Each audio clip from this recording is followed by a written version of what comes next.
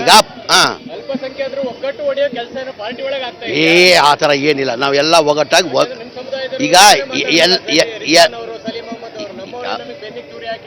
ಯಾರು ಹಾಕಿದ್ದಾರೆ ಹೇಳ್ಬೇಕು ತಾನೆ, ಯಾರು ಹಾಕಿದ್ದಾರೆ ಎಷ್ಟು ಸಮೇತ ಹೇಳ್ಬೇಕು ತಾನೆ.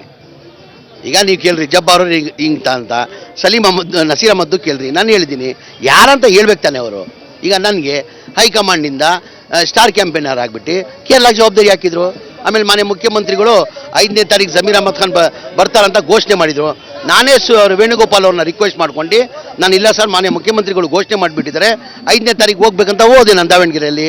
ಒಂದು ರೋಡ್ ಶೋ ಥರನೇ ಮಾಡಿದೆ, ನೀವೆಲ್ಲ ಮಾಧ್ಯಮದಲ್ಲಿ ನೋಡಿದ್ದೀರಾ. ಪ್ರೆಸ್ ಮೀಟ್ ಮಾಡಿದೆ, ಮಲ್ಲಿಕಾರ್ಜುನ ಮನೇಲಿ ಊಟ ಮಾಡಿದ್ದೀನಿ ನಾನು. ಇನ್ನು ಆಮೇಲೆ ಅಲ್ಲೇ ಪ್ರೆಸ್ಸಲ್ಲೂ ಹೇಳಿದೆ ನಾನು ಅಗತ್ಯ ಇದ್ದರೆ ಬಾಗಲಕೋಟೆ ಹೋಗ್ತಾ ಇದ್ದೀನಿ ಇಲ್ಲಿಂದ, ನಾನು ಅಗತ್ಯ ಇದ್ದರೆ 7ನೇ ತಾರೀಕು ತಿರ್ಗಾ ಬರ್ತೀನಿ. ನನಗೆ ಹೇಳಿ ಅಂದರೆ 7ನೇ ತಾರೀಕು ಕರೆದಿದ್ರೆ ತಿರ್ಗಾ 7ನೇ ತಾರೀಕು ಹೋಗ್ತಾ ಇದ್ದೀನಿ ನಾನು ಇಲ್ಲ ಬೇಡ, ಇಲ್ಲ ಅಗತ್ಯ ಇದ್ದರೆ ಅವ್ರು ಬರೇ ಬಂದು ನೀವು ಒಂದು ರೋಡ್ ಶೋ ಮಾಡಿ ಒಂದು ಪ್ರೆಸ್ ಮೀಟ್ ಮಾಡಿ ಸಾಕು ಅಂತ ಹೇಳಿದರು. ನಾನು ಆ ಕೆಲಸ ಮಾಡಿದ್ದೀನಿ, ಪಕ್ಷದ ಜವಾಬ್ದಾರಿ ನಾನು ಏನು ಕೊಟ್ಟಿದ್ದು ಮಾಡಿದ್ದೀನಿ. ಹಂಗೂ ಮಾಧ್ಯಮದಲ್ಲಿ ನಾನು ಹೇಳಿದ್ದೀನಿ, ನಾನು ಬಾಗಲಕೋಟೆ ಹೋಗ್ತಾ ಇದ್ದೀನಿ ಇವತ್ತು, ನೀವು 7ನೇ ತಾರೀಕು ಅಗತ್ಯ ಇದ್ದರೆ ನಾನು ಬರ್ತೀನಿ ಅಂತ ಹೇಳಿದ್ದೀನಿ. ಕರೆದ್ರೆ ನಾನು ಬರ್ತಾ ಇದ್ದೆ. ನಾನು ಆ ಥರ ಗೊಂದಲ ಏನಿಲ್ಲ, ಗೊಂದಲ ಎಲ್ಲ ನಾವು ಒಟ್ಟಾಗಿದ್ದೀವಿ, ಒಂದಾಗಿದ್ದೀವಿ. ಈ 2 ಸೀಟು ನಾವು ಗೆಲ್ದೇ ಗೆಲ್ತೀವಿ. ಜಬ್ಬಾರ್ ಅವರು ಹೇಳಿದ್ರು, ರಿಜ್ವಾನ್ ಮತ್ತು ಸಲೀಂ ಅಹಮದ್ ಅವರು ಮಾತಾಡ್ತಾ ಇದ್ದಾರೆ, ಅದು ಕಾಂಗ್ರೆಸ್ ಪಾರ್ಟಿ ಆಫೀಸಲ್ಲೇ ಕೂತ್ಕೊಂಡು ಸಮುದಾಯದವರಿಂದ ನಮ್ಮ ಬಗ್ಗೆ ಮಾತಾಡ್ತಾ ಇದ್ದಾರೆ. ಸಮುದಾಯದವರೇ ಅವರ ಹಿಂದೆ ಕಾಣದ ಕೈಗಳಿದಾವೆ, ಈಗ ಎಲ್ಲರಿಗೂ ಸಹಜ ರೀ. ಮಂತ್ರಿ ಆಗಕ್ಕೆ ಯಾರು ಆಸೆ ಇಟ್ಕೊಂಡಿರಲ್ಲ, ಎಲ್ಲರಿಗೂ ಮಂತ್ರಿ ಆಗೋದು ಅದು ಸಹಜ.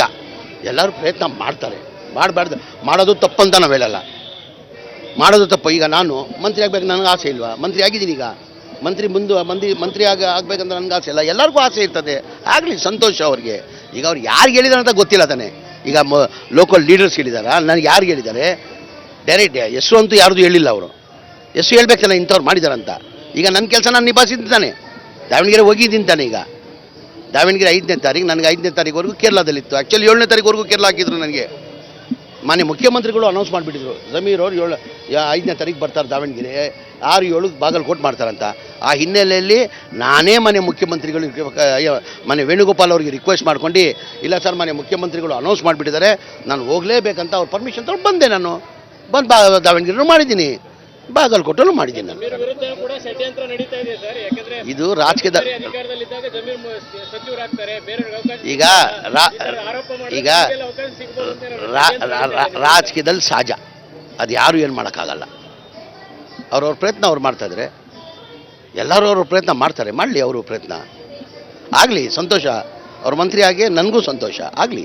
ಸರ್, ದಾವಣಗೆರೆ ವಿಚಾರವನ್ನು ಇಟ್ಕೊಂಡು ಸಿದ್ದರಾಮಯ್ಯ ಅವರ ಆಪ್ತರನ್ನ ಟಾರ್ಗೆಟ್ ಮಾಡಲಾಗ್ತಾ ಇದೆಯಾ ಸರ್ ದಾವಣಗೆರೆ ವಿಚಾರ? ಯಾಕಂದ್ರೆ ಇದೇ ರಾಜಣ್ಣವರ ಈಗ ನಿಮ್ಮ ವಿರುದ್ಧನೂ ಕೂಡ ಒಂದು ಷಡ್ಯಂತ್ರ ನಡೀತಾ ಇದೆ ಅನ್ನೋದು. ಕೇಳಿ ಸರ್, ಆ ಥರ ಏನಿದೆ ಅಂತ ಮಾಡ್ತಾರೆ. ಹಾಂ, ಈಗ ಹೋಗ್ತಾ ಇದ್ದೀನಿ, ಕೇಳ್ತೀನಿ ಏನಕ್ಕಂತ ಸಿಎಂ ನಿರ್ಭೀತ, ನಿಷ್ಪಕ್ಷಪಾತ, ವಿಶ್ವಾಸಾರ್ಹ ಸುದ್ದಿಗಳಿಗೆ ಮತ್ತೊಂದು ಹೆಸರಾಗಿರುವ ನ್ಯೂಸ್ 18 ಕನ್ನಡ ಈಗ ಆಪ್ನಲ್ಲೂ ಲಭ್ಯವಿದೆ. ದಯವಿಟ್ಟು ಇಲ್ಲಿರುವ QR ಕೋಡ್ ಸ್ಕ್ಯಾನ್ ಮಾಡಿಕೊಂಡು ಆಪ್ ಡೌನ್ಲೋಡ್ ಮಾಡೋದಕ್ಕೆ ಮರಿಬೇಡಿ. ನಿಮ್ಮ ಬೆಂಬಲ ಹೀಗೆ ಸದಾ ನಮ್ಮೊಂದಿಗಿರಲಿ.